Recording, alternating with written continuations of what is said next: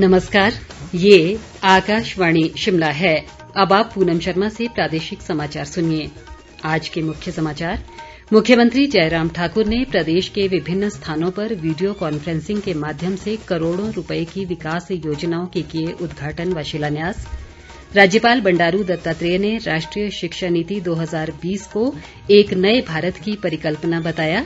उद्योग मंत्री बिक्रम ठाकुर ने कहा, वर्तमान परिस्थितियों में सेस की दर को बढ़ाना उचित नहीं और प्रदेश में भारी वर्षा से जनजीवन प्रभावित, भूस्खलन से 272 सड़कें अवरुद्ध। अब समाचार विस्तार से। मुख्यमंत्री जयराम ठाकुर ने आज शिमला से वीडियो कॉन्फ्रेंसिंग के माध्यम से ऊना जिले के गगरेट विधानसभा क्षेत्र में 73 करोड़ रुपए से अधिक की विभिन्न विकासात्मक परियोजनाओं के उद्घाटन व शिलान्यास किए। इस अवसर पर लोगों को संबोधित करते हुए उन्होंने कहा कि कोविड-19 महामारी से पूरे विश्व की अर्थव्यवस्था बुरी तरह प्रभावित हुई है। मुख्यमंत्री ने कहा कि प्रदेश में विकास की गति सुनिश्चित करने के लिए विभिन्न भागों में विकासात्मक परियोजनाओं की आधारशिलाएं और लोकार्पण आरंभ कर दिए गए हैं। जयराम ठाकुर ने कहा कि केंद्र सरकार ने इस महामारी से लड़ने के लिए प्रदेश को हर संभव सहायता प्रदान की है।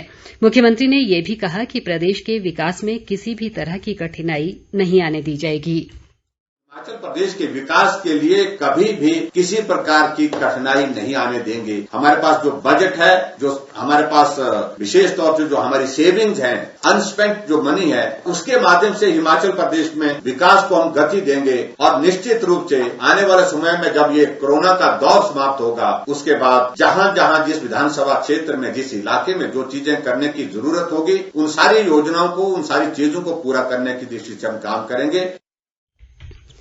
मुख्यमंत्री ने प्रदेश से जुड़े मामलों को केंद्रीय स्तर पर प्रभावशाली ढंग से रखने के लिए केंद्रीय वित्त राज्य मंत्री अनुराग ठाकुर का आभार जताया। उन्होंने अधिकारियों को क्षेत्र में कार्यान्वित होने वाली परियोजनाओं को निर्धारित समयावधि में पूरा करने के निर्देश भी दिए। इस मौके पर केंद्रीय वित्त राज्य मंत्री अनुराग ठाकुर ने दिल्ली से वीडियो कॉन्फ्रेंसिंग के माध्यम से लोगों को संबोधित करते हुए कहा कि प्रदेश में रेल लाइन नेटवर्क को सुदृढ़ करने के प्रयास किए जा रहे हैं।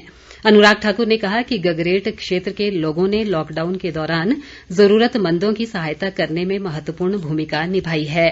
उन्होंने उम्मीद जताई कि देश जल्द ही इस संकट की घड़ी से बाहर आ जाएगा।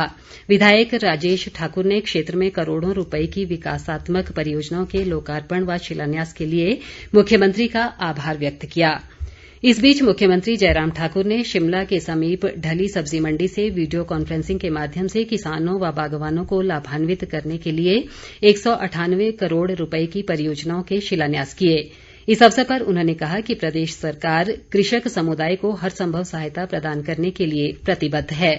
मुख्यमंत्री ने कहा कि सरकार का 2.5 वर्ष का कार्यकाल काम करते हुए बीता है और इस यात्रा के दौरान उन्होंने प्रत्येक हिमाचली को अपने साथ चलते हुए देखा है।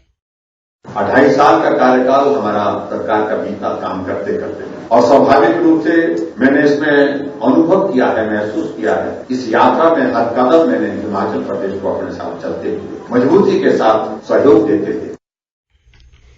राज्यपाल बंडारू दत्तात्रेय ने कहा है कि राष्ट्रीय शिक्षा नीति 2020 एक नए भारत की परिकल्पना है जो प्रगतिशील, समृद्ध, रचनात्मक और नैतिक मूल्यों पर आधारित है।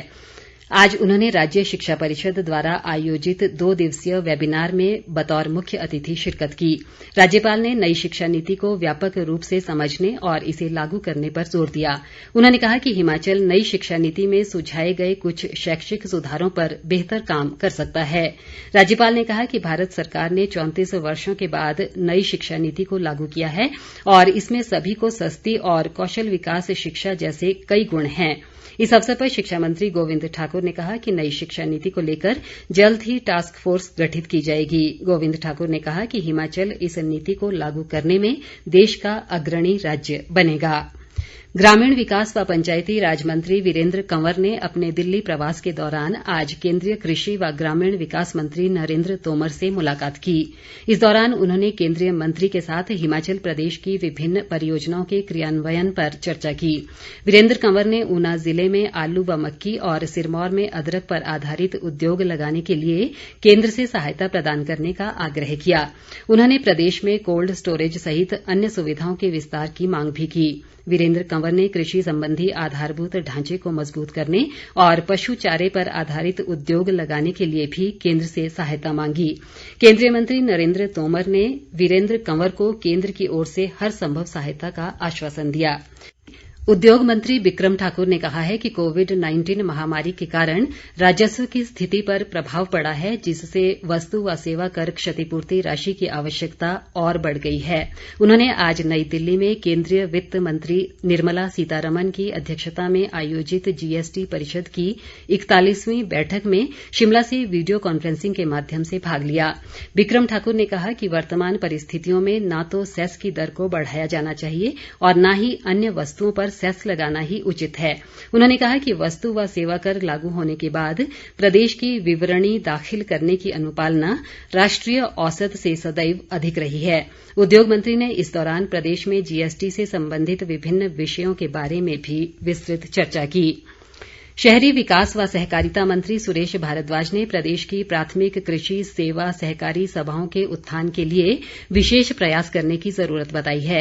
वे आज शिमला में विभागीय गतिविधियों की समीक्षा बैठक की अध्यक्षता कर रहे थे। भारद्वाज ने आत्मनिर्भर भारत अभियान के तहत नाबार्ड द्वारा क्रियान्वित की जाने वाली कृषि अधोसंरचना निधि व प्राथमिक कृषि सेवा सहकारी सभाओं को बहुसेवा केंद्रों में बदलने संबंधी योजनाओं का अधिक से अधिक लाभ लेने के लिए प्रयास करने को भी कहा।